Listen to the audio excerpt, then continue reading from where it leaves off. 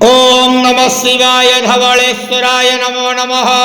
दीपं यदि परम ब्रह्म दीपं यदि जनार्दनः दीपो हरति मे पापो पूजा दीप नमस्तुते। धवलेश्वर महाप्रभु संसार सुखी रखंतु। आज वैशाख मास प्रतिपदा तिथि शुभ रविवार रे समस्त श्रद्धालु भक्त मान को आशीर्वाद करंतु। मनस्कामना पूर्ण करंतु। कर्म क्षेत्र उन्नति करंतु। ग्रह रिष्ट खंडन करंतु। जगतर मंगल करंतु। विश्वर कल्याण करंतु। आपणकर नाम प्रकाश करंतु। सेवकर डाक श्रवण करंतु। समस्त गुआवसा भक्त मानकर मनस्कामना पूर्ण करंतु। महाप्रभु धवलेश्वराय नमो नमः। संसार सुखी रखंतु आनंदे गवार। हरि बोलो।